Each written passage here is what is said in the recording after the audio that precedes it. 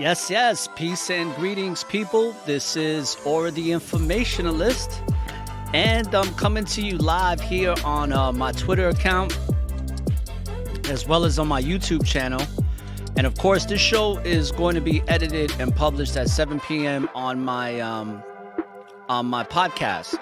Now, my podcast is distributed on all networks, on all platforms.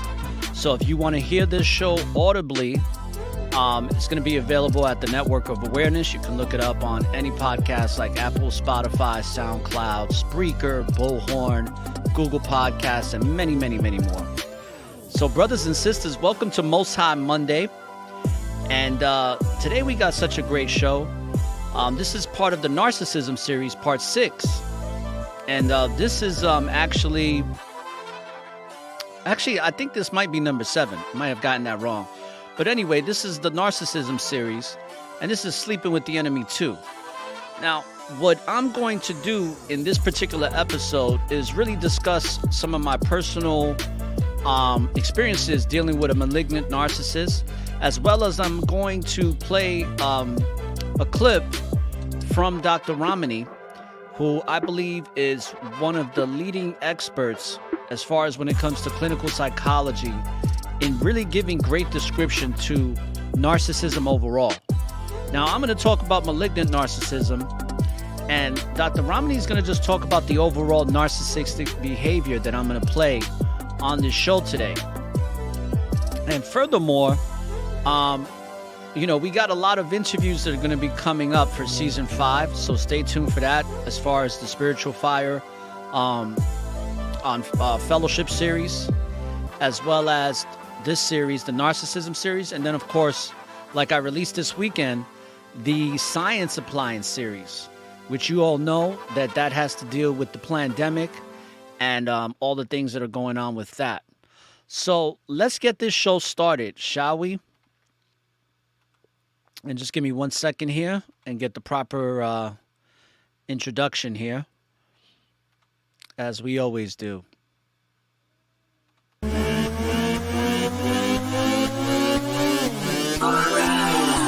The informationalist. You are now tuned in to the Network of Awareness.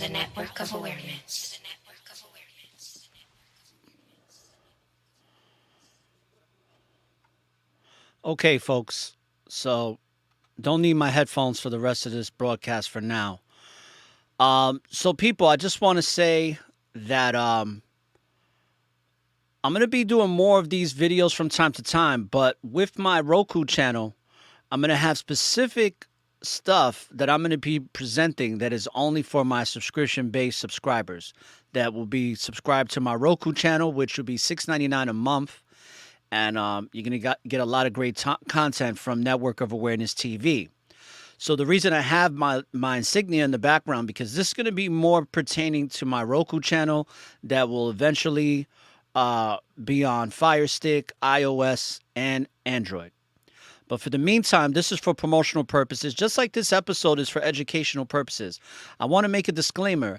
I am not a clinical psychologist. I am not an expert in the narcissism field, like a clinical psychologist or a life coach, or someone who coaches codependency and people who have gone through narcissistic abuse. But I do find myself to be a professional in the sense that I've had a professional experience with a malignant narcissist that I was in a relationship with and that I thought I was married to. And the reason why I say I thought I was married to, because what I deemed as marriage, this other person didn't. And obviously what I thought I was in was really just a lie. It was a big facade. It was a big bamboozlement of just toxic behavior that I tolerated for quite some time. Actually, a shorter time than most people, because mine was more digital. Mine was more phone calls, FaceTime, and there was physical interaction, but it was very limited. Now, were there plans for me to live with this narcissist? Absolutely, but all praise to the Most High that did not happen, because then I would have really been in for a world of problems, more than what I already had on my hands. So we're going to discuss that. We're going to discuss malignant narcissism, and I'm going to give you some insight into that, and also some of the things to do that I've done that have really helped me in moving on from this narcissistic abuse. Now, to a certain degree, I'm going to tell you that the healing process does take time. As far as with me, obviously the healing process will take time, just like with anybody. But what happened with me is that I did not spend that physical quality time like many of you have. So many of you have lived with these types of people for 10, 15, 20 years, 5 years, which to me, I even the thought of it, even the thought of being with someone like I was with for that many years in the same household, it's a recipe for disaster. And I know somebody like myself probably would have caught a case or probably would have wound up in jail or dead being with a person like this for a long period of time. Because to the core of these types of people, whether it's malignant, covert, whatever type of personality trait of the specific narcissistic type, malignant being the worst of them all, according to many professionals, because they have a wide variety of things we're going to talk about. There's a little bit of sociopath and a little bit of psychopath within these people, but just a tad bit. Some have more than others. But at the end of the day, they are wicked to the core. When I say wicked to the core, I truly mean it, people.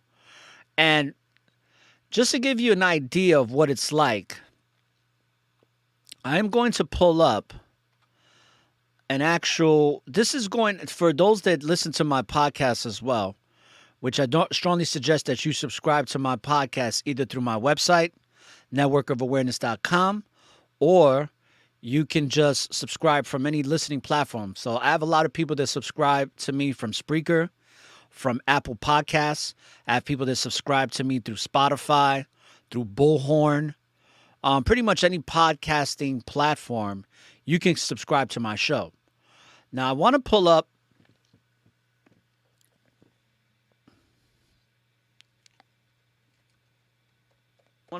the actual diagram, or should I say artwork, of what you brothers and sisters are going to be seeing when the podcast airs. Now, the reason I decided to do this live show, because I wasn't going to air this until 7 p.m., but it's just a lot easier for me time-wise, because if I have to edit the video plus the audio, people, it takes a lot of time, and I do this all by myself. Eventually, I'll have a team doing this for me, but in the meantime, we got to do what we got to do. So it's a lot easier to just give it to you live and direct. So let me show you what the actual image is going to look like. And here we go. So here it goes, folks. And it's kind of, wait a second. I guess it can't share the diagram. Now, I shared it on my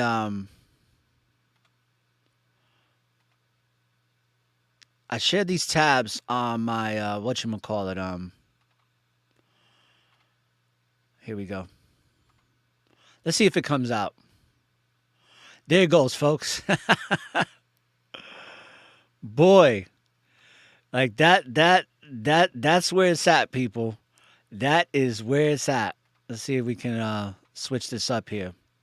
So as you can see here, just in this artwork alone, it says a hell of a lot. And this diagram, or should I say this artwork, it says 1,000 words.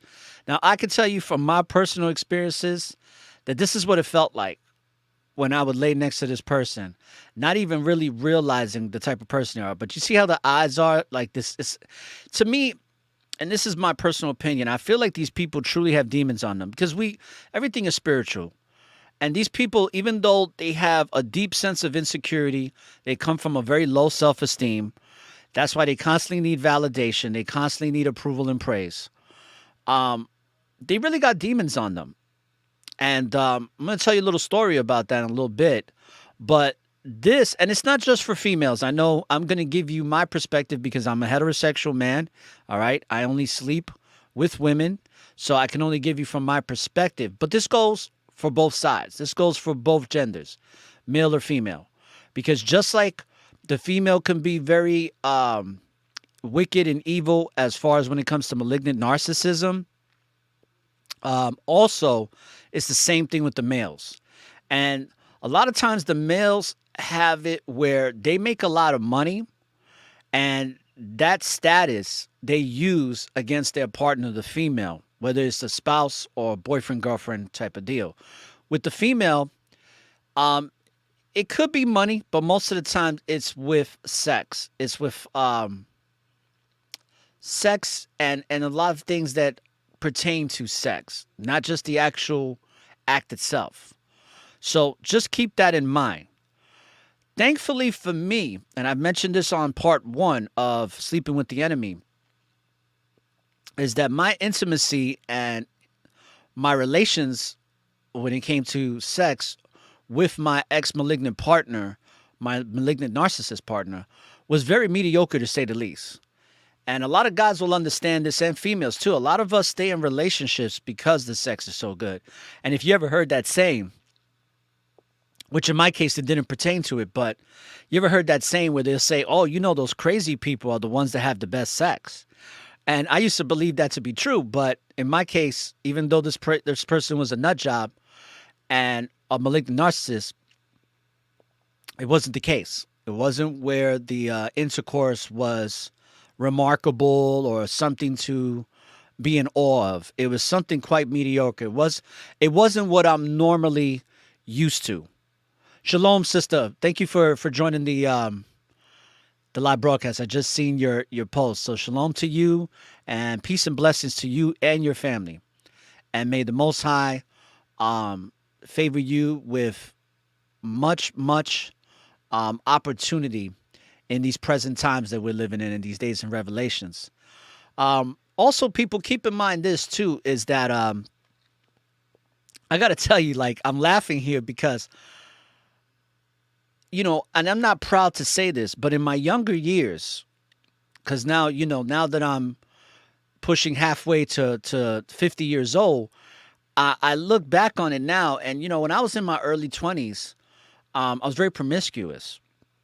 And not that I was, looking for women like a hound dog or anything like that, but just sex came to me very, easily. Like, women were throwing themselves at me back in the days. It was coming very quickly. And because I wasn't raised in the manner on how to deal with that stuff, I kind of dealt with it recklessly. I kind of just accepted what came my way. But because of that, I had a lot of sexual experiences where some of them were pretty intense. I'm not going to lie, especially with the crazy ones. I mean, had that type of intercourse that, make your head spin, where you're dripping in a puddle of sweat and stuff like that. But a lot of times there are narcissists that will perform in that manner, so to speak. Like, they will perform great when it comes to the matters of in bed. But unfortunately for me, or should I say fortunately, really, if I think about it, fortunately for me, that wasn't the case. It wasn't, let's just put it like this, mediocre to say at best. And I think that was one of my saving graces, besides the fact that the Most High was revealing things to me at the appropriate time because I prayed on it and I fast. And this is something that I suggest to people that are in a narcissistic relationship, or maybe are going to start realizing after they listen to this show and view it, they're going to say to themselves, wow, I'm in a narcissistic relationship and I didn't even know it. Let's stop sharing this screen for a minute. Okay. Give me 1 second, folks. Okay, so let's talk about this because this thing is so real. Something to realize when you're watching this is that you might be in that relationship right now and don't even realize it. And if you are, I hope that this video and this show, whether you listen to it audibly or watch it, is going to bring you some peace of mind in regards to this and allow you to move forward, because this is a matter of life and death, people. You heard me say this before, and I'll keep saying it till I'm blue in the face. This is a matter of life and death. This is why I committed to doing a series of this. Now, fortunately, I got out of this relationship. It's behind me. And I also can say to you this, is that last week I met a woman that I'm now friends with. And obviously I'm going to move extremely slow. When I mean slow, like the turtle slow. Just because there's things that I have to take care of. But it's just quite amazing how this woman that I met, when it comes to meekness, how much I appreciate the meekness that the scriptures talks about. There's a certain thing now that I look for because of this abuse, where it's like, I used to think that I would be attracted to a woman with confidence. But you see, a woman that's boisterous with her confidence is something that's now, for me, a turnoff. It's like, no. I don't really want that, because I've experienced that, and I don't want to experience that anymore. But there's a certain level of confidence that a woman has in her meekness that is so stoic that I'm actually getting to see now. And I'm in awe of it. Like, I got to be honest. Like, it's very pleasing to the spirit, to my heart, and to my mind to witness this with the woman that I'm getting to know right now. Because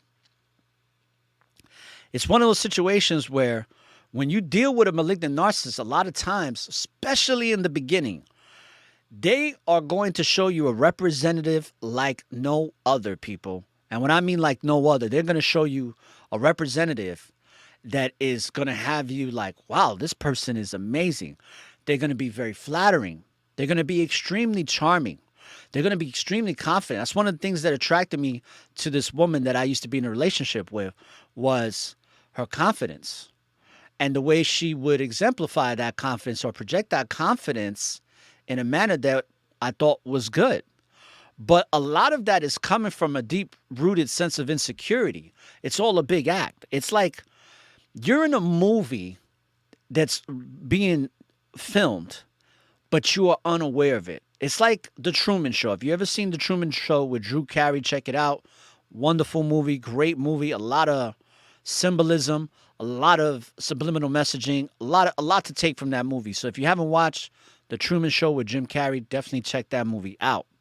I probably will even do a breakdown on my Roku channel about that movie, because that's what I felt like. And if you remember, anybody that saw that movie, Jim Carrey's married to a woman who's also an actor that's pretending to be his wife. And a lot of my relationship was just like that, where it was like the person that I was with had a role to play, and they had something to gain from that role to play and nothing else. It wasn't because they loved me. It wasn't because they cared about me. It wasn't because they had my best interest at heart. It's always about their best interest. And something that I'm going to play from Dr. Ramani is how when you're in a relationship with a narcissist, like I was with a malignant narcissist, it's a threesome. It's a threesome, and she's going to talk a lot about that. You see, because I personally believe now, based on everything that's happened, is that when I got into a relationship with this malignant narcissist, she already had multiple supplies of energy that she was dealing with. I was just unaware of it because I was developing this relationship long distance. Now, if I would have been in person developing this relationship consistently, going to her place of stay, my place of stay, going out to places together within her own community that she lives in, oh boy, would I have found out a lot of things. But of course, like the narcissist, because they're so cunning and so deceitful, one of the things that my ex-partner did was literally not want to meet me in her hometown, and had a bunch of excuses, like, oh, let's go to New Orleans. I want you to see what's out there. I want you to see the culture and all that. Knowing that I really didn't I didn't really care for that. And I'll be honest with you, and it's no disrespect to New Orleans, but I don't plan on going back there, because it's one of the dirtiest places that I ever been to in my life. And people, I grew up in New York City. So if I'm telling you that it was dirty, and I grew up in one of the most dirtiest cities in the history of this world, It's just tell you a hell of a lot. And it's no knock on New Orleans. I think that the culture, to a certain degree, is beautiful, to a certain degree. But of course, there's a lot of witchcraft there too that you got to be careful of. Which I personally believe that my ex partner had some dabblings in. Definitely with the white witchcraft, the white magic, for sure. I already know that for a fact. Probably try to put spells on me or try to get me back or whatever, for whatever I know. But all praises to the Most High that I met this woman, because, technically, if you was a person that was living with a narcissist in a long-term relationship, I wouldn't suggest, and it's not suggested, that you get to know anybody for a long period of time. And see, with me, it wasn't that long. I got out of that relationship pretty quickly. All praises for that. That's why I'm able to just move on swiftly, because they didn't really have a profound effect on me emotionally. They did for a short period of time, but it had a profound effect on me moving forward with my life, to really see what is of value. And more importantly, for me personally, I have to learn how to set boundaries, and that's what I'm doing. And that's why, in getting to know this person that I am now, there's nothing that's being established except just a platonic friendship. But I'm so amazed that sometimes we don't realize what we're missing out of until we deal with certain people like a narcissist. Because once you can get over it, people, I'm telling you, once you can get over that, yes, for sure. Once you can get over that, it's a beautiful thing, because you really know what these toxic people are like. And you can identify, so that if you come across this person in the workplace, or if you're dating, you could cut that cord quick and have completely separate yourself respectably.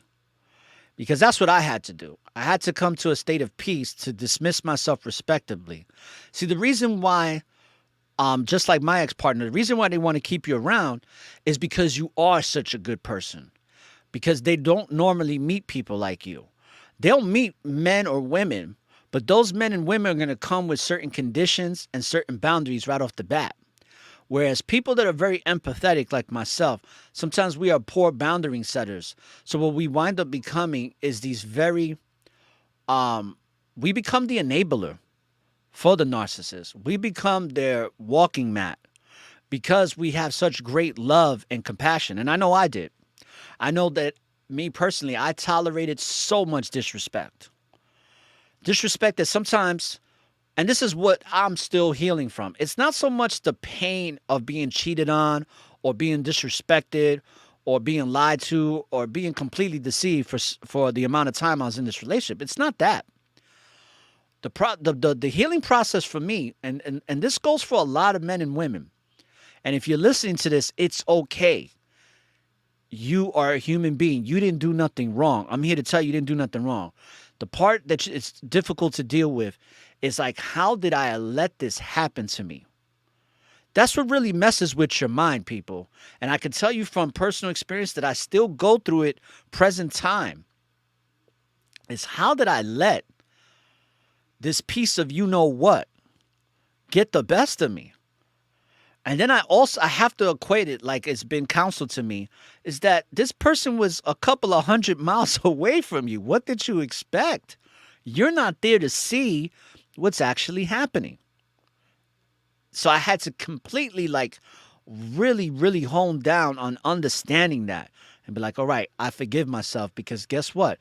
I wasn't there to see. So it was easy for this particular person to deceive me like that.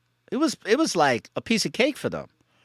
Now, if I would have been in their presence, living with them, being around them in the same town on a regular basis, oh, I can guarantee you, just because I know how I am, I could guarantee you that they would have had to put in extra work to get the best of me, because I would have caught it. I'll give you a perfect example of things that I was catching. When my ex-partner, my malignant narcissist that I was dealing with, when she came to visit me in my hometown here in the Tampa Bay area of Florida, one thing that she did that I found interesting, here's a woman that is constantly on her phone, constantly checking social media, constantly looking on YouTube and other things, right? All of a sudden, this is what happened. It makes me laugh because I can only laugh about it now because it's quite comical. But it was very serious at the time. Is that as soon as she got into the house and as soon as we started hanging out, spending time together, that cell phone went completely off. She turned it off. And what did she tell me? I said, why are you turning off your cell phone? Why not just leave it on? Oh, why?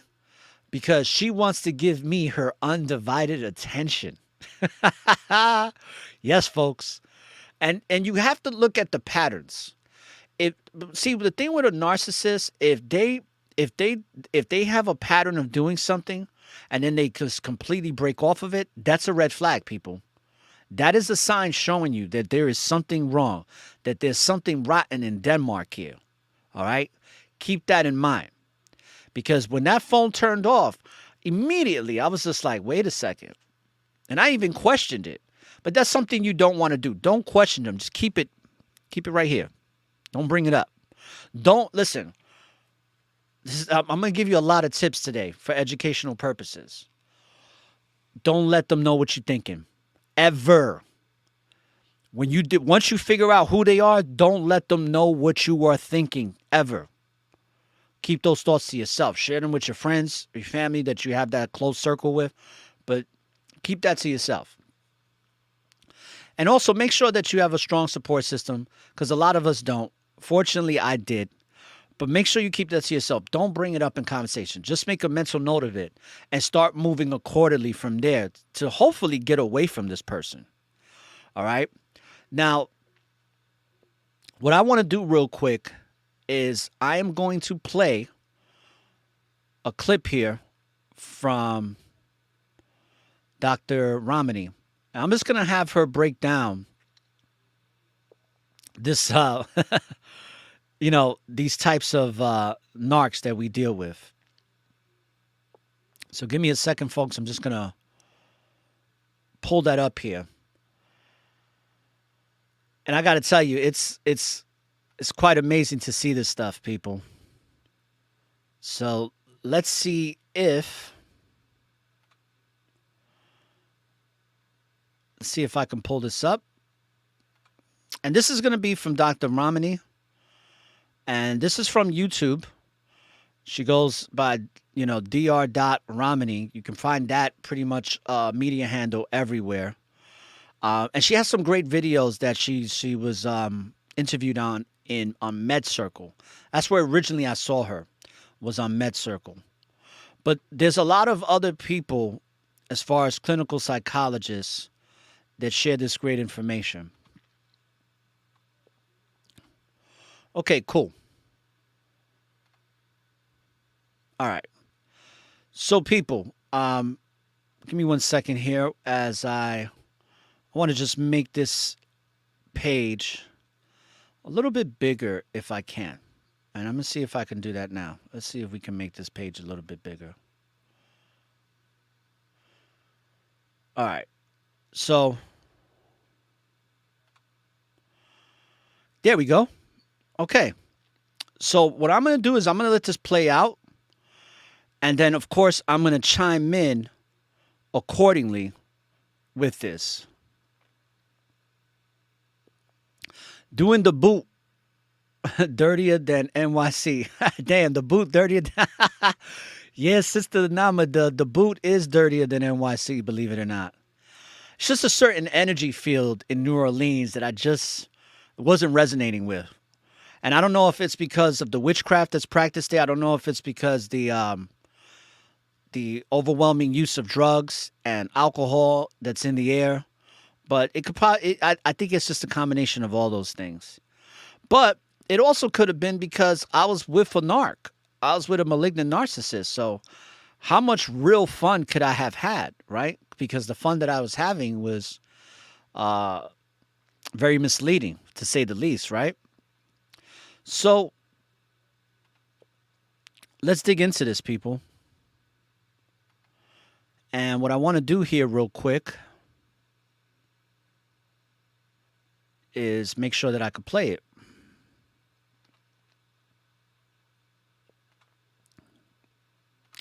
All right, people. So here's Dr. Romney breaking it down. Let's go. Okay, so here's my thought for the day. I do believe that every narcissistic relationship is a threesome. You might be like, Dr. Romney, say what? And before we get to that point and the why and the what of that, please do subscribe. If you do end up liking this video, please drop a comment or say hello or give a thumbs up, because we'd love to hear from you, because this is a bit of a saucy topic, right? So you're thinking, really, Dr. Romney, every narcissistic relationship is a threesome? What do you mean by that? Well, it's true. And it's all about the triangulation. Triangulation isn't just about gossip and people turning people against other people. It goes a bit deeper than that. Now, by now, if you've been watching this channel, reading everything you've read about narcissism, you already know what the narcissistic relationship cycle is. You probably know it better than an expert does at this point, right? Love bomb, devalue, discard, hoover, rinse, lather, repeat. We know the cycle. However, events are back. So rinse, lather, repeat. Everything she's saying is going to make a lot of sense, because that's what they do. They rinse, lather, repeat. It's not going to surprise me, people, if, you know, I wouldn't be surprised that the narc that I was with is already dealing with that narcissistic supply that she already had cheated on me with. And I'm assuming, just based on the way she went about it, people, let me just pause it here. I'm assuming that it's a young guy, somebody that's in their 20s. I just have that feeling, only because I couldn't see a grown man doing what she does, or doing what they did with her while she was with me. But then again, I don't know. I just have it's just an intuitive feeling. But I could tell you that that's what they do. They rinse, recycle, and repeat, because they constantly need attention. And they're going to try to get it with whoever. And they're going to sleep with whoever. That's why I strongly suggest that if you were with a narcissist and you leave them, you should definitely get yourself self-checked out for any sexually transmitted diseases, because they are so wicked, people, that they're going to cheat on you, and they're going to do it in the worst way. All right. And I just have a feeling that when I laid down with this person, I just wasn't sleeping with this person. I think I was sleeping with a couple of other men, unfortunately. So be aware of that, because let me tell you something about adultery. It's back in the days, in biblical times, people that were found guilty of adultery, they were literally killed.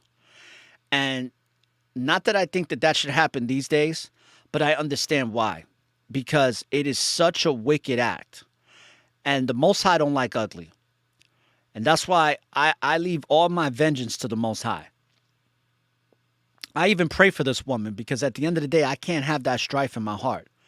And that's another thing, people. You can't hold strife for these people in your heart. I know it's easier said than done, but you can't, because then you wind up becoming just like them. And the reality is that you are not like them. You are so far from being like them. But the only way you can know that is by truly healing and rediscovering yourself even better than you once knew yourself before. Because narcissistic people can have a tendency to bombard your brain and literally change the circuitry of how the neural pathways work and how you identify with the world and with yourself, to where you can completely lose yourself. All right? Just keep that in mind. So let's let Dr. Romney continue here. Gotta tell you, just about every narcissistic relationship I've ever heard about seems to have a third or a fourth or a fifth person in it. And you might be thinking, what are you talking about? Why is that? It's all about triangulation. So you know this. We've talked about this. Triangulation is a way for the narcissist to maintain a sense of power and domination, and something we have talked about a lot on this channel.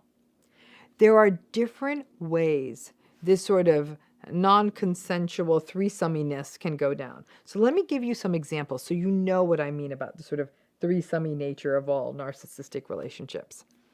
You're in an intimate relationship with someone, or romantic relationship, and they're always staring at other people or noticing other people, not in a subtle way, in a sort of rude and obvious way when they are in your presence.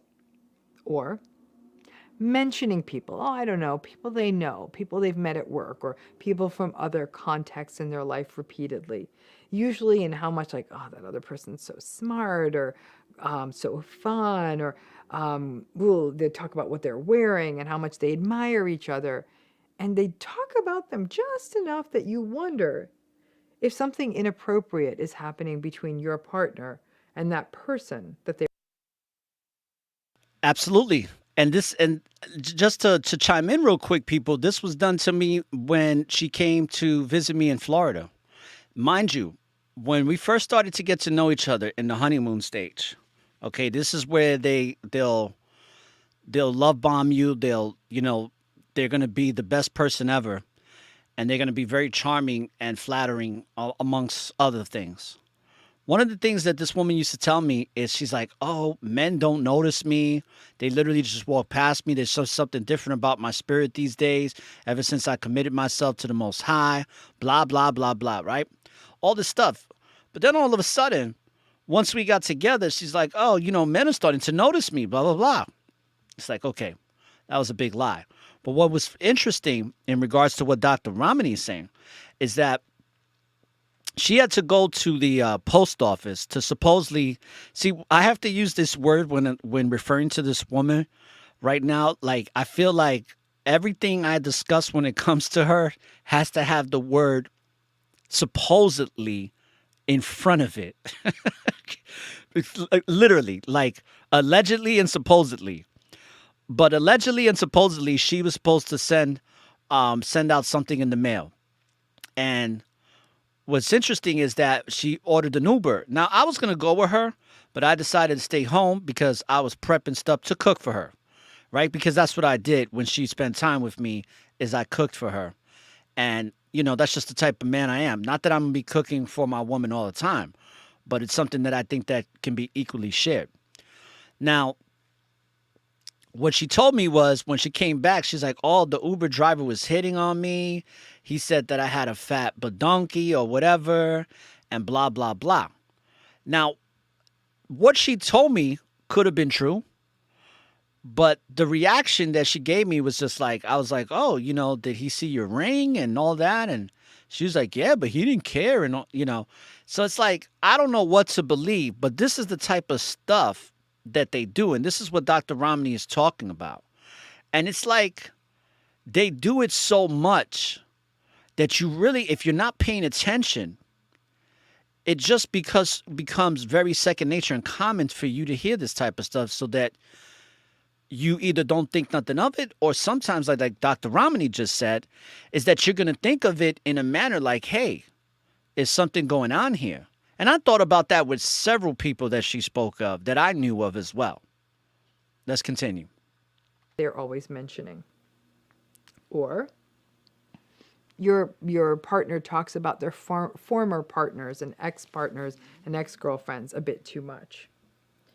Or your partner compares you a lot to other people. Initially, this may seem like passing comments, but as you enter the devalue and then definitely into the discard cycle, it becomes downright mean. Saying things like, well, why can't you make as much money as such and such? Or my brother's wife managed to get the baby weight off. Like really kinds of mean compare-y things. Or having strange boundaries with family or friends. And these folks. And that's another thing. Those strange boundaries with family and friends, she had tons of them. Supposedly she didn't have any relationships with any of her family. She hated her father. She hated her sister. She didn't like her daughter. Supposedly she had a great relationship with her son.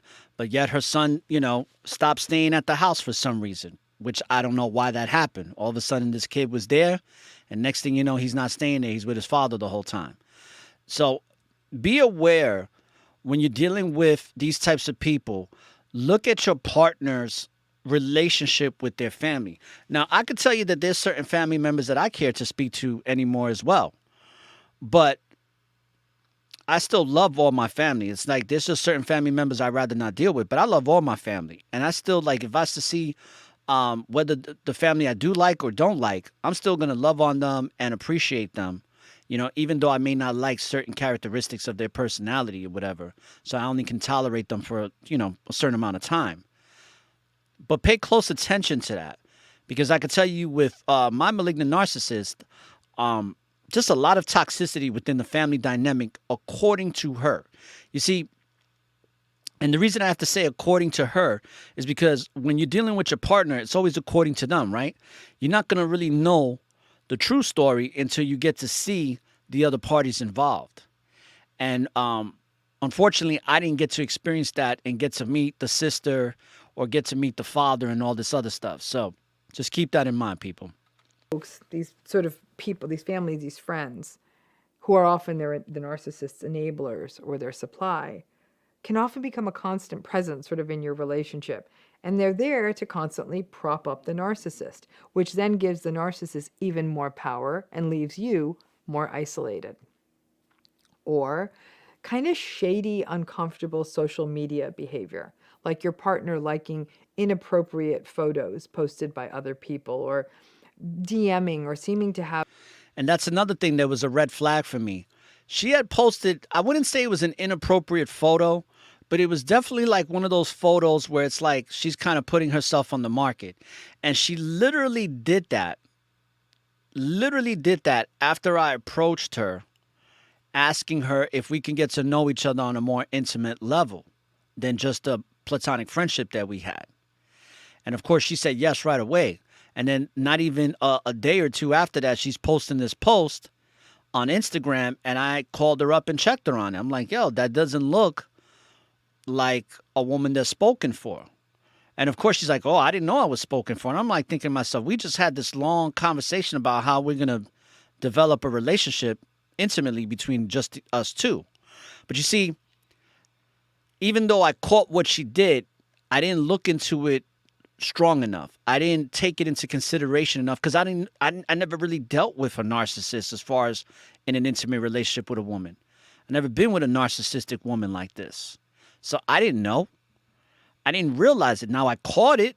Of course, she took it down and was like, oh, I'm not going to do that again, which she probably has like literally 5 accounts. You know what I mean? This woman was changing accounts. Pay close attention to how they move on social media. So what Dr. Ramani is saying is so on point, people. When you, especially, and she educated me, the narcissist educated me on this, that where when people are, basically changing accounts or canceling or pulling posts, that's behavior, people, that you just don't want to deal with. That person has something to hide. That person is a liar. That person is most likely a narcissist. And you're better off just detaching yourself from that moment when you start to see these red flags than giving them the benefit of the doubt, right? Because like I told you, no more benefits of the doubt, because giving people the benefit of the doubt is what brings you more pain, is what puts you in predicaments where sometimes you get pushed into a hole that you can't climb out of, or it takes a long time to get out of. Have rather emotionally intimate and inappropriate relationships with people in that space, which feels disrespectful to you. Or they're constantly flirting. They tend to flirt with restaurant servers, store clerks, bartenders, reception staff.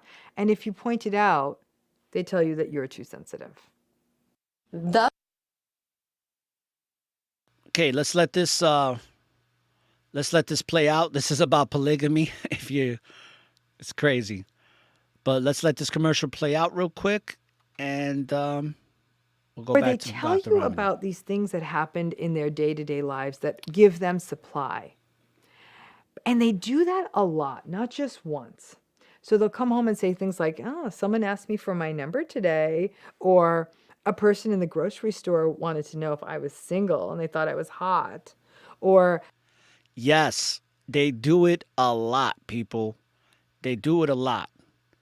Now, I can tell you that when I go out, and I've done this before too, like when I go out, That's why I started questioning. I was like, wait, am I a narcissist here? Because when I go out, I do get hit on. And sometimes it's subtle, sometimes it's very direct. And I remember sharing that with her a couple of times. And I was just being honest. But then after, getting to know about narcissistic behavior, I said to myself, I'm never going to do that again. Like if somebody hits on me, I'm going to keep that to myself. I'm not going to share that with my partner because it's really irrelevant to tell your partner that you got hit on. You know what I mean? It's like for what? So, because that's narcissistic behavior. And that's not the type of behavior, especially if you're not a narcissist, that you want to be conducting yourselves in, because it can become very toxic. All right? So just keep that in mind. If you're going to be in a relationship with somebody, respect is so important. Respect that person. And have some boundaries for not just for the relationship, but for yourself as well. All right? Just keep that in mind. Because that's something I've done in the past as well. Remember that guy that we were talking to at the gym? Well, he told me that you better treat me good because he would be ready to swoop in because you're so lucky to have me. It's always like this kind of like, why are you always talking about these other people? Now, keep in mind, for this to be a thing, there needs to be sort of a plausible element to all of this. Obviously, if the person being hit on is laughing about the one time this happened in the last 10 years and is sharing it, I don't know, in silly jest, like, yo, I went to the grocery store in my pajamas last night and someone told me I was pretty and you both laugh about it. I'm not talking about those stories. I'm saying time after time after time, they're talking about how everybody is hitting on them, right? We're talking about that narcissistic person who's going out into the world looking for validation, and they're definitely getting it, and they feel the need to share it with you as their partner. Listen, if you can think of other examples where narcissistic people always seem to bring other people into your relationship, and other examples where you felt like in your relationship you almost had to keep making space for another person, please drop it in the comments. I'm just giving a short list. It'll be interesting to see what other people's stories are like. So you might be thinking, then what the hell is all this threesome triangulation about? And she's going to break that down very eloquently and right to the point. But the reality is that this is very, like she said, this is very consistent behavior. This is not the run of the mill, like I went in my pajamas and somebody said I look pretty, or I put my jogging pants on and I look like a bum, but a girl told me that I was very handsome. I'm not talking about that. Neither is she. We're talking about this consistent third party that you are unaware of, that she's always or he's always bringing up. And they're always trying to do it to not only let you know, like, hey, there's somebody waiting in the wings. If you better appreciate this while you got it, because somebody else might want to grab it. But it's also for the purposes to see if you'll get jealous. Because if you can get jealous, then they're like, oh, like, that is like a high for them. That is like the psychic vampire that gets to suck the energetic blood. That's like a vampire that gets their blood. They just get a little bit, and they're just like, They get that adrenochrome, and it just puts them in a state of bliss. So be aware of that, because that's something that is also very, very real. Let's continue. Well, it's a few things. It's the narcissist sort of saying to you, hey, you better watch out because other people notice me. And basically, I could get new supply without saying that out loud. It's just the narcissist almost kind of putting you on edge. And I really do believe it's a projection of how they always feel on edge and how they fear rejection and fear abandonment. It relates to their impulsivity and their poor boundaries. It relates to their entitlement. They believe truly that they can do, they walk around saying, I can do what I want, I can say what I want, and I don't really care who it affects. It's a way to keep you in your place in the relationship, again, by keeping you on watch. Basically, the message is, you better not fall out of line because your replacement is right around the corner. At least that's sort of insinuated. It's about maintaining control through humiliation, which can then lead to self-devaluation in the person in the relationship. All of this also fosters a bigger buy-in for you in the relationship. It strengthens the cognitive dissonance. Because let's face it, we as people, we instinctively want something more if we suspect someone else wants it. Come on, how often have you purchased some piece of junk that you didn't need because it was the last one that was available or they were selling out, right? And what she said about the humiliation, they're so good at that. They're so good at trying or humiliating you. And they can do it in a variety of ways, people. And be listen, and the reason why we're doing this, people, is because there's a lot of you that are going through this right now. It's a lot of people that are listening to this right now or are going to be listening and downloading this show, and you are experiencing this. And it's time to get out sooner than later, because I'm telling you from personal experience, once you get out this relationship or that type of relationship, it's like a 1,000 pounds of pressure just completely lifts off your shoulders, and you just start walking a lot lighter, and a lot like more peacefully. You have that peace of mind that slowly but surely starts to build up and strengthen with time and with dedication to purposefully healing yourself by forgiving yourself and getting back to doing things you used to do, and getting back to doing things that you haven't done and starting to do them now. It gives the narcissist power because it plays on your insecurity, because we all have insecurity about this, of being compared to someone else. And after about probably 3 months in a narcissistic relationship, most people feel like they are not enough. The triangulation can also take another interesting path.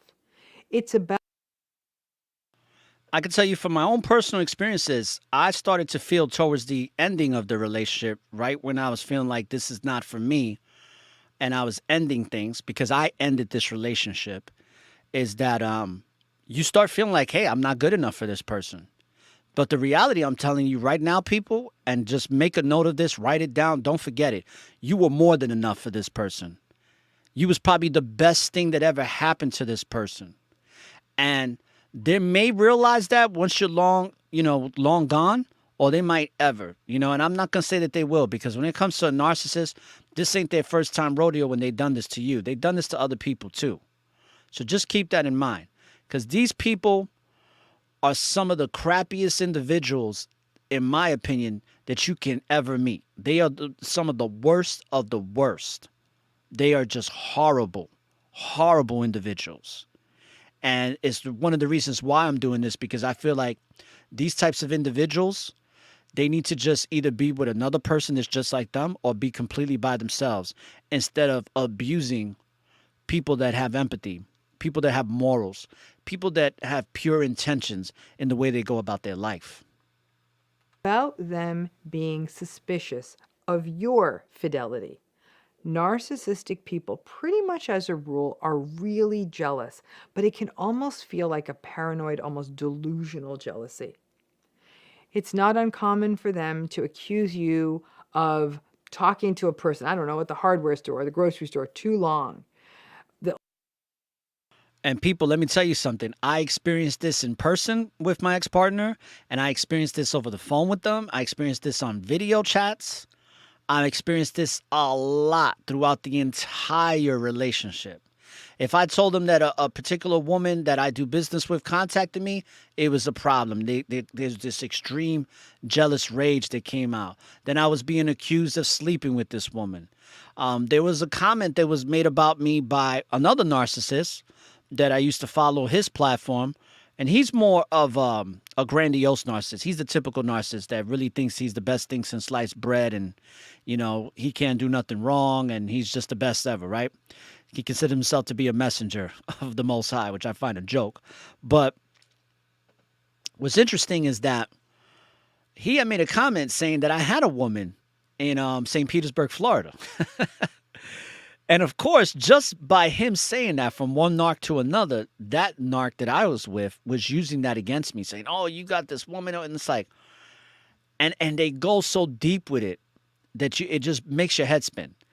Now, I can tell you that I didn't have anybody here in St. Pete, or any for that matter. I'm a type of person, I've always been loyal. Like, I'm a type of person where if I'm going to be with you, I'm just going to be with you.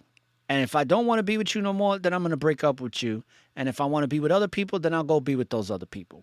But I'm not going to, live a double life.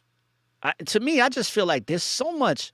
It's hard enough being with one person, let alone juggling two, three, four, five, six different men or women in your life when you're in a relationship. It's insane. But to a narcissist, it's all about the energy supply. So it really doesn't matter to them. But what she's discussing right now, I experienced it full force, people, to the very end. And in reality, what she was projecting onto me is exactly what she was doing to me, to the T. Every time she accused me of being with somebody, she was with somebody. And a lot of times when she would do that and she would hang up with me, she was probably engaging in inappropriate behavior with these people behind my back. I know that for a fact now. So let's keep it going. Why were you making eyes at the guy at the grocery store, right? They'll wonder why you were home late from work when you already told them it was a big deadline and you were calling them from the office and calling them on the way home. Yes. They will keep asking you questions about, I don't know, a colleague or someone that you have not yet mentioned. They're going to make something out of nothing, thinking people. that there's someone new that you're friends with. They will compare themselves to your ex-partner or partners, even when you're not at all comparing them to the ex. It's not passing conversation. It's as though the narcissist assumes that you... If I told you... Boy, these commercials, boy, they don't stop playing, do they? All right, let's go back. Unfaithful. That you're the one who's triangulating. That you are the one thinking about someone else. They'll even go weird with this. Like they'll see like a family member of yours, an attractive family member on your Instagram feed that is somehow like a sibling to you and is somehow a threat to you. All of this is a mixed up manifestation, obviously, of their own insecurity. And she did that to me with a picture of my cousin that I had from a long time ago. It's like, and people, they're just reaching. They're reaching because they are so insecure. And they're trying to build that insecurity within yourself. And a lot of times you will start to question yourself. Even though you know you're not cheating, you'll start to question if there's something within your own behavior that is actually causing them to behave like this. And I'm here to tell you from somebody who experienced this firsthand, there's nothing you're doing. Put it like this. When I showed you that diagram, you're literally dealing with a demon. You're dealing with something that is beyond physical comprehension. Okay? Keep that in mind. But there are signs that this demonic behavior will reveal and patterns will be developed and broken for you to be aware, to see it for what it is, and then move accordingly. Because you got to move in the spirit. And I strongly suggest, before we continue, that if you are somebody that's having these questions develop in your mind right now, or these are questions that have been pending in your brain for quite some time, start fasting. If you could fast for a whole day and start to evaluate these things, in my personal experiences, when I was doing that, the Most High was revealing so much to me because I didn't have any toxins in my body. My mind was clear. So I definitely suggest that if you're somebody that's going through these horrific experiences with a narc, start to fast so you can see things clearly. And by getting that clarity, it's going to give you that confidence that you need to move past this and to completely detach yourself. Because that's the best thing you can do, is to leave a narcissist in the rearview mirror and don't look back. Their projection of probably some of their bad deeds, their need to think that they're in a fight with someone else over you. Otherwise, the relationship isn't as interesting. And as well as the suspiciousness that often characterizes narcissism. So although you are completely committed and faithful to your relationship, you may constantly have accusations thrown at you that you're not, or that there's something sort of dodgy about your behavior. And in a way, and this is where it gets really dicey, narcissists almost seem to be more interested in you and simultaneously enraged at you if they perceive that there's some third persons or third parties kind of... Yes, what she said is so on point because that's exactly what I experienced. And just keep in mind, Whenever they're accusing you of these types of things, it's because what they're doing behind your back when committing adultery or fornicating or doing anything that is disrespectful to you with someone else, whether it be a man or a woman, just keep that in mind that that's what they're doing. They are so deeply, heavily rooted in this type of behavior to the way that they have to continue this behavior to throw you off course. Because, see, this is all to lead you astray. To throw you off the course and to throw you off the path, they have to do this to you because then it takes the attention away from what they're really doing and from you being, being aware to start to catch notice to this pattern of behavior of deceit. So the best way for them to do this is by making you start to question yourself, because if you're questioning yourself, then you're not questioning them. Right, brothers and sisters? Let's continue. If flirting with you or you're flirting with them. Lots of people will feel that the narcissistic person is more interested in them when the narcissist suspects that someone else is interested in you. Like I said, these relationships are always sort of a threesome. Now, as we know, infidelity is the narcissist's ground game. And I am sorry, but I really struggle with this concept of the healthy parts of infidelity, like this idea that infidelity can... One thing she said that is so true. Infidelity is the groundwork for a narcissist. And I know from personal experiences that with the narc that I was with, that was a malignant narcissist, that was her groundwork.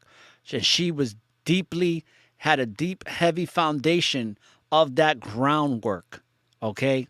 More than I probably even really want to know, to be honest with you, all right? Because it really doesn't matter to me at this point. I'm just so grateful that I'm done with this bird, with this chicken head, or whatever you want to call them. Because that's what they are. They're chicken heads, they're birds, they're, if it was a male, they're just worthless. They're punks. They're not worth your time. These people are deplorable, to say the least. Let's continue. make a relationship stronger.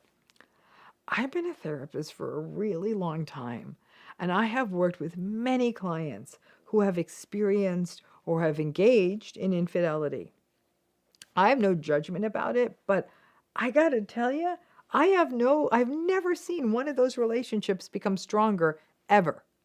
I have seen hurt, I've seen betrayal, I've seen it result in self-doubt and anxiety and anger, but never growth. Now, narcissistic folks need validation. They're entitled, they lack empathy, they're impulsive, and all of this is a recipe for relationship betrayal. Infidelity is the most obvious form of triangulation in a relationship. The narcissistic person gets a perverse sort of power from it, a sort of spoiled child getting away with something. And I could tell you from my experience, folks, I remember after a while, it was like several months into a relationship, one thing I used to always say to my ex-partner was, you're very spoiled. Like, your family spoiled you. I feel like your mom spoiled you. Your father spoiled you. I started to see this behavior because they very much act like a child. And in a lot of aspects, they are still a child. They still haven't grown up and matured into adulthood. And this is what they do. It's so perverse, like she said.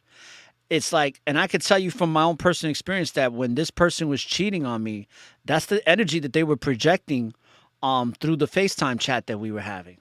It was like this perverse behavior that they were doing right under my nose, and it was quite exciting for them. And then once I started realizing that there was something going on, they were working overtime to try to make me think that I was crazy. Okay? And that's what they do. So let's continue. But the stakes, which are often another person's mental health, don't even register for the narcissist. And again, there's that lack of empathy, which is often playing a role here. But this sort of triangulated nature of all narcissistic relationships is often a theme that may have dogged you from early in your life. Narcissistic parents often compare siblings to each other, or even may imply that other children that you're not even related to are better than you. Oh, she's so much nicer to her mother. He does so much better in school or whatever. There's always someone else with a narcissist. One relationship with one person just doesn't work for them. So yes, if you are in a narcissistic... So pay heed to what the woman said, Dr. Ramani. One relationship is just not good enough for them. And I can tell you from personal experience, it isn't. This person needed multiple supplies of energy. All right. A lot of times what they'll do is, like, let's say, for example, if they need to pay their rent and they're short on money, they know who to go to, which person to go to, whether it be male or female, that's going to help them out to pay their rent. If they're low on funds for their car note, they know who to go to for that. If they want somebody that's going to be able to listen to them and be able to talk and give them some advice or whatever, they know who to go to for any little thing that they need. And that's why they have these multiple energy supplies, because being committed to one person is impossible from their perspective, because they don't have no empathy. They don't have no compassion. So being committed to one person is damn near impossible for them because they lack so much confidence or whatever. So keep that in mind, people, because this thing is serious. This is not something to be taken lightly.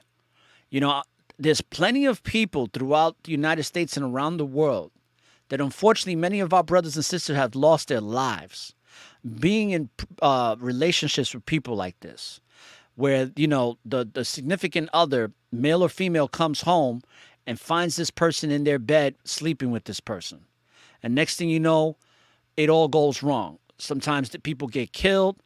I mean, it could lead to so many different things. People go to jail over stuff like this. And this is why I do what I do, because it's very important for you to get away from these people, because these people are vile. They are demonic in their nature. You're dealing with principalities here. And the way you deal with these types of people is not only detach yourself, but get deeply rooted in having a relationship with the Most High. Get rooted into the Word, because I could tell you that some of the brothers, they counseled me after the situation I went through. It was the very words coming from the Most High, coming from scriptures, that really brought peace to the rage. And I'm talking about heavy rage that I was experiencing within the very essence of who I was. I was starting to lose myself and starting to think that I was going to go back to my old self, the old self that I had put to rest. But that old self that I had put to rest was starting to pump their fists out the grave, and then another fist out the grave. And once both fists came out the grave, that's when the Most High looked out for me, gave me that counsel with the brothers that I was counseling with, and I'm going to tell you, it was beautiful. It was literally, the rage literally just started to diminish and dissipate like a vapor. And it just slowly, like if there was a level of rage that was up here, just slowly the meter just started going down and down as I kept reading different scriptures. I was reading Ephesians. I was reading Proverbs and so many other books that it was so beautiful. Now, that's something that I went through. Doesn't necessarily mean you have to do the same thing, but you definitely have to have some grounding spiritually. You have to, because this force that they have is very dark. And it's not something you're just going to deal with physically, people. There's so much more to this.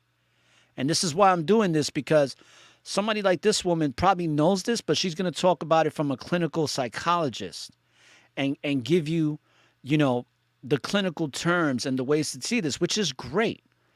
But there's also a spiritual part to this that we have to be aware of. Let's continue. Relationship. Whether in how they talk about people or whether there actually is, it always feels like there's someone else in the relationship with you. Like I said, it's always a threesome.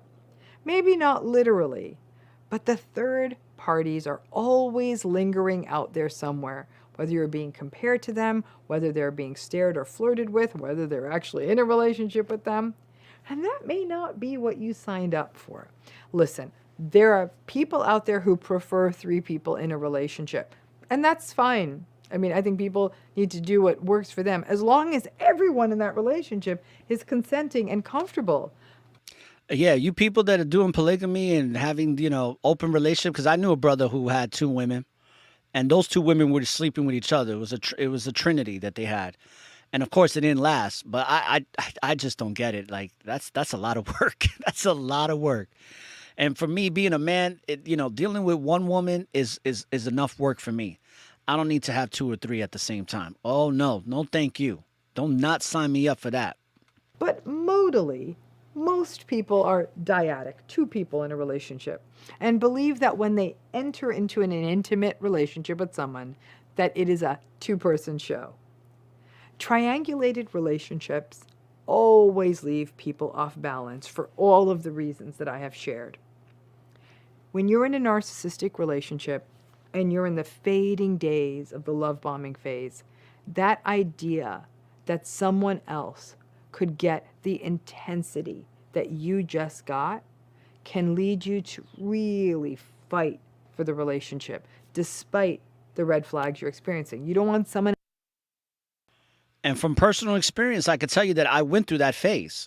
Very short lived, but I went through that phase. I even went through a phase where I had to tell my friend Billy Izzy, who is a life coach. And by the way, shout outs to Billy Izzy and his wife, Maggie. They have a newborn, beautiful baby girl that was born a couple of days ago. She was born on Sunday. Was it yesterday? Or no, Saturday on the Sabbath. So, yes, all praises to the Most High for Salome, their daughter, beautiful little baby girl. And I wish them the best. And all natural birth, too. Nothing injected, no science appliance, nothing. So, all praises to the Most High for that.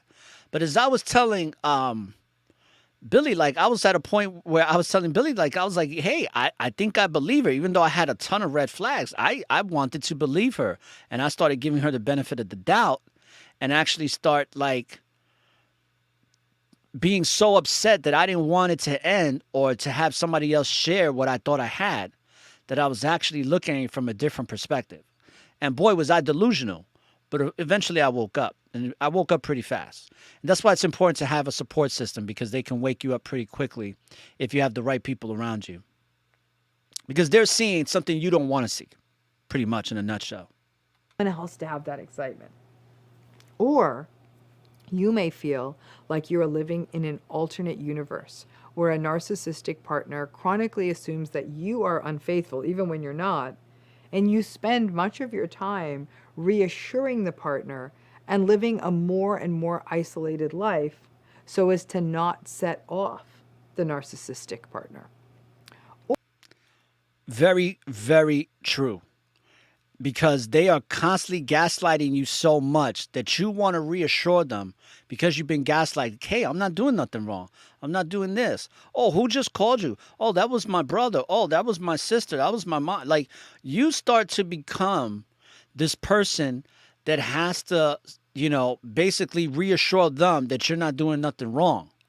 When meantime, while you're doing that, they are doing everything wrong to you. And you're busy kind of reassuring them and even asking for forgiveness for something that you wasn't even thinking of doing. This is why I tell you people, this thing is serious. This thing is serious, brothers and sisters. This is not to be taken lightly.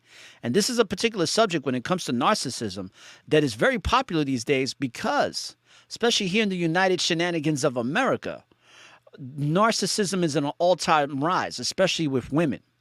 Before, it used to be a man thing. Now it's a woman thing, and it's steadily increasing.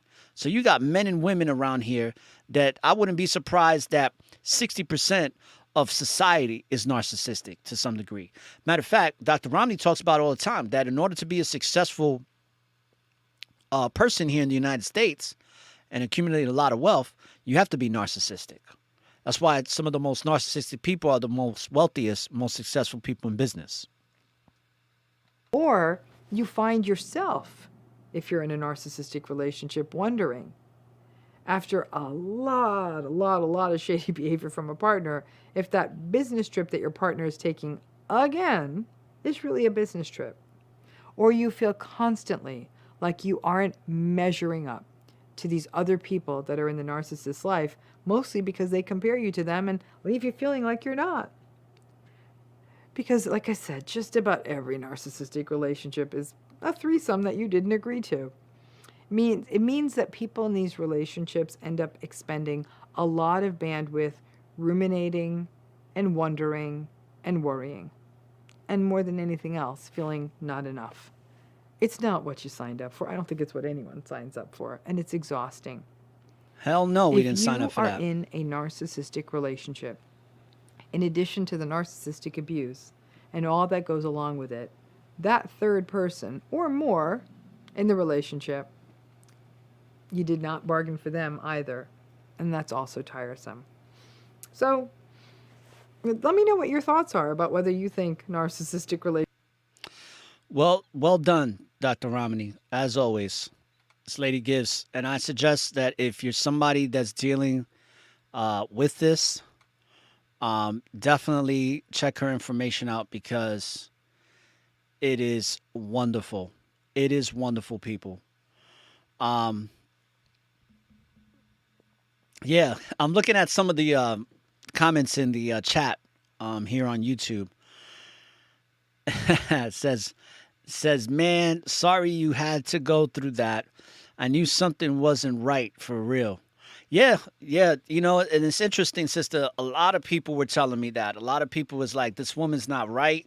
You know what I mean? Like, you're moving too fast and all this stuff. But, you know, and I was talking to Brother Take One about this, you know, because just like the other narcissist that gaslighted me on his platform, which some of you may know who it is. We don't mention his name on this show, but everything this man was saying about me was straight lies, you know, but people are so conforming and they don't have a mind of their own. They just conform to what a lot of these people say and they don't question anything, which is kind of sad. But it had to happen that way because what it really did for me was it helped me to understand that I have to set boundaries, that I have to get out of certain situations for my own well-being, which I did, especially spiritually. So I'm just super grateful for all this stuff that happened. Because if it didn't happen, I still would be on that platform. I still would be with this toxic woman, you know, and I would still be living a lie that the Most High did not intend me to live. So I have to always say that when you're praying and you're dealing, you should be praying regardless. But when you're in these types of toxic environments with these type of toxic people, we got to pray on it, people. We got to pray. We got to ask for guidance from the higher power, from our Creator. Because that's the only way that I truly believe that you can get out of this. Like, you know, listening to psychologists and getting counsel from coaches, that's all great. And that's going to help out tremendously. And I definitely suggest it for everyone involved when seeking out this counsel and support. But get your support from the Most High. Get your support spiritually with that connection that you have intentionally with the Most High and no one else. Because that's where the real guidance begins. And that's where the real guidance is going to end. Because it really doesn't ever end, right? And I can tell you that I'm super grateful. You know, I'm so grateful in the sense that, man, I'm just looking forward to what's to come. You know, even this person that I met, regardless of whatever happens from it, I just know what to look for now. You know what I mean? Like the next woman that I get with, like I know that there's no more benefits of the doubt. I know that I have to set up very healthy boundaries in getting to know these people or this person. And whether it be in an intimate relationship, whether it be at a job, whether it be in a project that I'm working on, because I don't really have a job per se. You know, I work for myself and I take freelance projects, but whoever I'm dealing with, whether I'm interviewing somebody on the show, if I do a preliminary interview like I do when I interview people on my show, and I get any type of narcissistic vibes, I'm going to tell that person like, I don't think this is going to work out. I'm going to keep it moving, man. Because I don't want to give a narcissist any shine.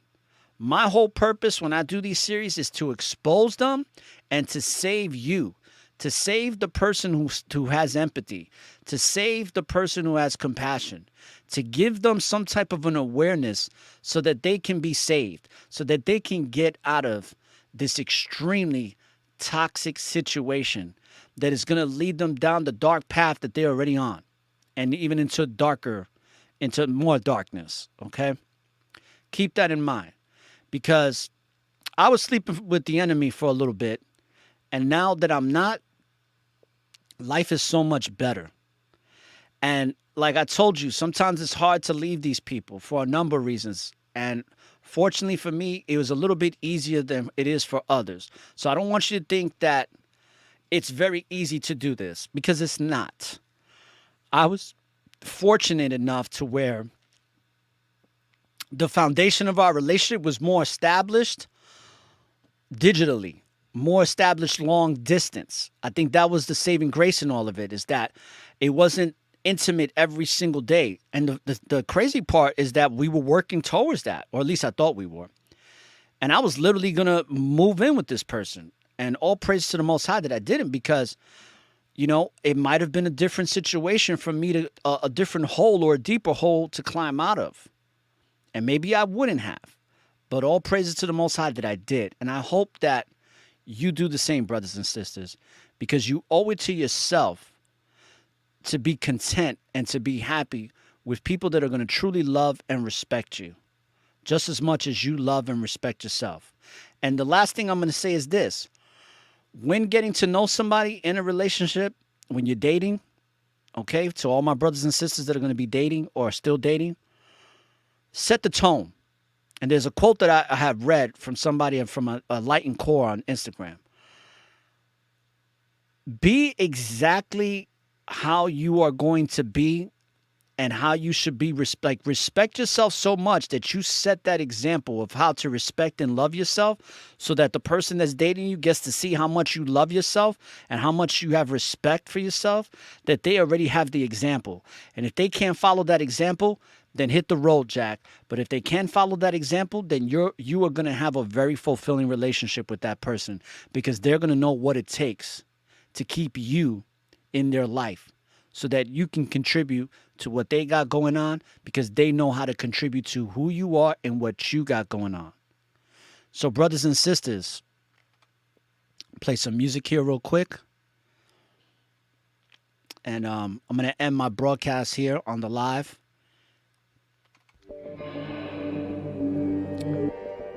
So, brothers and sisters, the last thing I want to say, right? Be aware of the narcissists, because these malignant narcissists like I was with, they are toxic individuals, and we have to expose them. And that's what I'm going to continue to do here on the Network of Awareness. So when you live in the present, there is always an opportunity for a new beginning. And don't look for the light at the end of the tunnel, because the light is and always will be within you.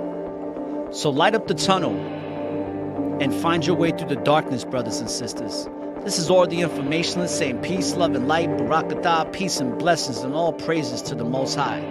All praise to our great creator of that which is and always will be. Let's go.